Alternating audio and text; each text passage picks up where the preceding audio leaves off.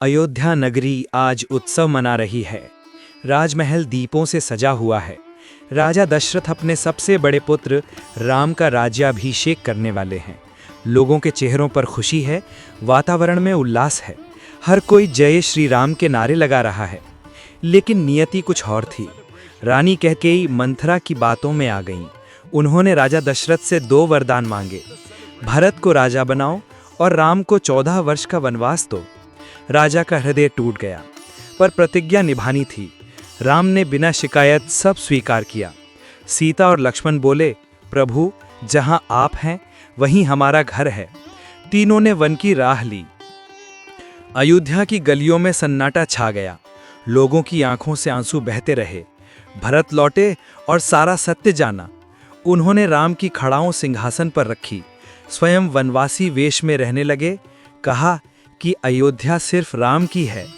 राम, सीता और लक्ष्मण ने जंगल में छोटी सी झोंपड़ी बनाई। पक्षियों की चहचहाहट, नदी की धारा और शांत जीवन, वही उनका नया संसार था। एक दिन राक्षसी शूर्पणखा वहां आई। उसने सीता को चोट पहुंचाने की कोशिश की। लक्ष्मण ने उसकी नाक काट दी। यहीं से रावण के क्रोध की चिंगारी भड़की। रावण अपने स्वर्ण रथ में आया, छल से सीता का हरण कर लंका ले गया। सीता पुकारती रहीं, हे प्रभु राम। वन में बस प्रतिध्वनि गूंजती रही। राम ने सीता की खोज शुरू की। हर पेड़, हर झरने से पूछा, कहाँ हो सीते? पर जवाब सिर्फ हवा में था। राम पहुंचे भक्त शबरी के आश्रम में। उन्होंने प्रेम से जूठे बेर अर्पित किए। राम ने मुस्कुरा कर कहा, भक्ति का स्वाद सबसे मधुर है। फिर राम की भेंट हुई वानरराज सुग्रीव से। दोनों में मित्रता हुई। सुग्रीव ने वचन दिया कि हम आपकी सीता माता को जरूर ढूंढ निकालेंगे। हनुमान जी ने समुद्र के पार छलांग लगाई। हवा में गूंज उठा जय श्री राम। हर लहर, हर बादल भक्ति से कांप उठा। अशोक वाटिका में माता सीता बैठी थीं। हनुमान झुके और बोले, माता, प्रभु शीघ्र आएंगे। सीता की आंखों में उम्मीद की रोशनी लौट आई। रावण ने हनुमान की पूंछ में आग लगवाई। हनुमान मुस्कुराए और पूरी लंका जला दी। अधर्म की नींव हिल चुकी थी। वानरों ने समुद्र पर पुल बनाया। हर पत्थर पर लिखा राम और वह तैर गया। यह विश्वास की शक्ति थी, भक्ति की विजय थी। लंका में महायुद्ध छिड़ा। तीर बरस रहे थे, धरती कांप रही थी। धर्म और अधर्म आमने सामने थे। हर प्रहार से सृष्टि गूंज उठी। रावण का पुत्र इंद्रजीत वीर था, पर लक्ष्मण ने उसे रणभूमि में हराया। राम ने कहा कि वीरता वही जो धर्म के साथ हो। राम ने अंतिम तीर चढ़ाया।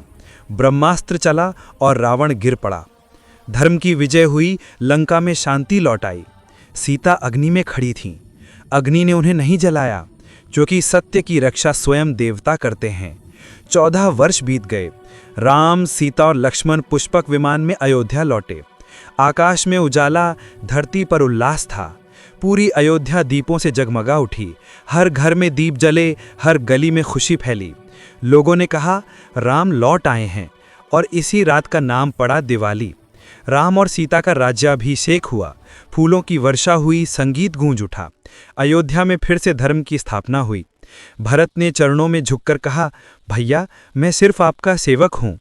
राम ने गले लगाकर कहा, भाई, तुम्हारा प्रेम ही मेरा राज्य है।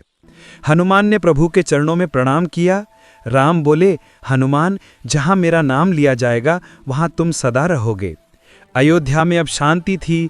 बच्चे खेल रहे थे। फूलों की खुशबू फैली थी। धर्म, प्रेम और करुणा फिर से राज कर रहे थे। दिवाली की ये रोशनी हमें सिखाती है, सत्य की यह कठिन हो सकती है, पर उसका अंत हमेशा उजाला होता है। जहां दीप जले वहां अंधकार मिटता है। जहां राम का नाम गूंजे वहां भय समाप्त होता है। जय श्री राम।